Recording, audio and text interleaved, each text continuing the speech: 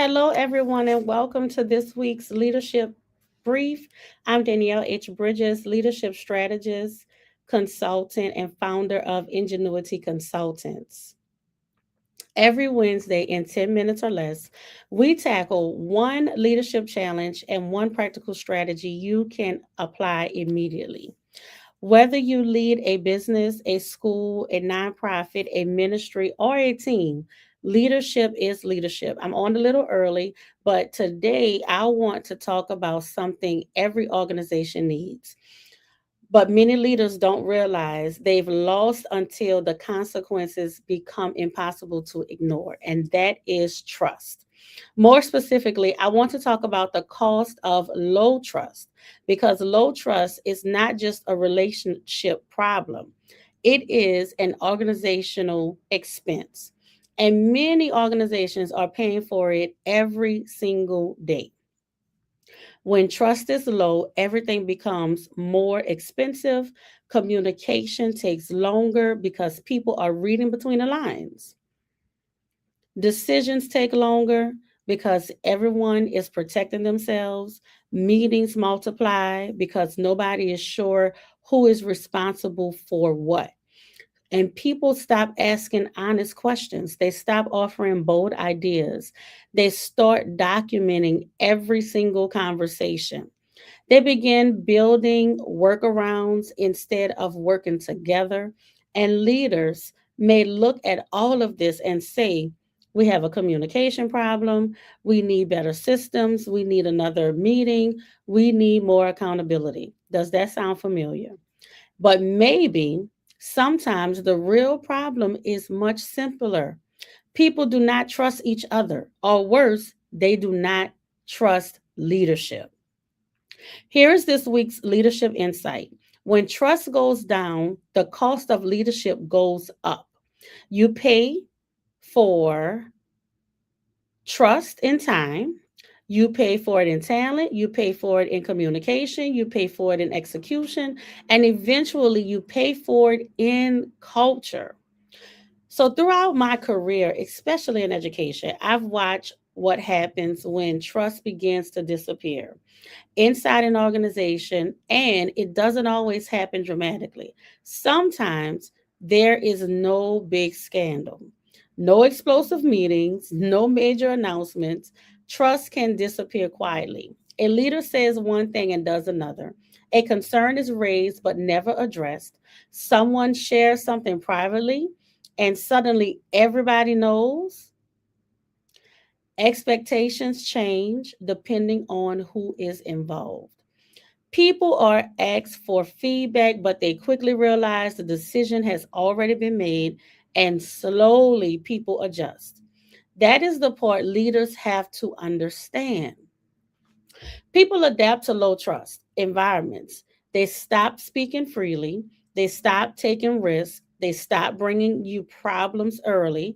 They wait. They watch. And most of all, they protect themselves. And from the leadership seat, that silence can be misunderstood. A quiet team can look like a cooperative team. A team that has stopped challenging leadership can look like an aligned team. A workplace with very little conflict can appear to be healthy, but silence is not always agreement.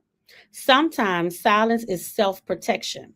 And this is where the cost begins to grow. Because when people don't trust the environment, leaders lose access to the truth. Problems arrive later, innovation slows down, collaboration becomes performative. Good employees emotionally disconnect before they physically leave, and leaders find themselves spending more and more time managing systems, another policy, another procedure, another meeting, another accountability measure, another survey, and another initiative. But you cannot policy your way out of a trust problem. Trust is built when people consistently experience alignment between what leaders say and what leaders do. And I want to be clear about something. Trust does not mean that everyone will agree with every leadership decision. Good leadership will sometimes require difficult decisions. people may not agree with, and people may disagree with you.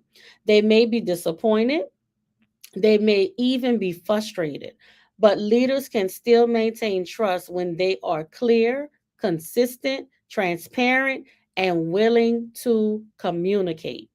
Trust is not built by avoiding hard decisions. Trust is built by leading through hard decisions with integrity, and that requires us as leaders to ask a hard question.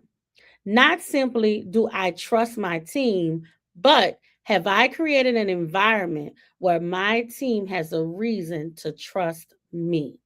That's a very different leadership question because leadership often asks employees to prove their trustworthiness while rarely examining whether leadership has done the same. So I want you to think about the organization, the team, or community that you lead. Where has low trust created unnecessary work? Where are people double checking things because expectations are unclear? Where are conversations happening after the meeting because people don't feel comfortable speaking during the meeting? Where are your strongest people becoming quieter? And here's the hard one. What truth might your team be afraid to tell you? Because a leader's access to the truth is directly connected to the level of trust in the environment. So before next Wednesday, here's your leadership challenge. I want you to identify one place where trust is costing your organization time, energy, or effectiveness. Just one. Then ask what leadership behavior could begin rebuilding trust here. Not what can the team do, not what can HR do, not what policy can we create, but what can leadership do? Maybe it's communicating a decision that has been left unclear. Maybe it's following through on a commitment. Maybe it's acknowledging a mistake. Maybe it's having the conversation everyone knows needs to happen. Maybe it's listening without becoming defensive. Trust is built through consistency, and rebuilding it often begins with one leadership behavior repeated long enough for people to believe the change is real. So, thank you for joining me for this week's leadership brief. I'd love to hear your thoughts in the comments below. What do you believe is the greatest cost of low trust in an organization? Tomorrow, I'll continue this conversation in my newest LinkedIn article, The Cost of Low Trust, where we'll go deeper into what low trust is and the cost in the organizations and why rebuilding trust must become a leadership priority. Until next Wednesday, continue leading with wisdom, stewarding your influence well, and building what you've been entrusted to lead. Have a wonderful day.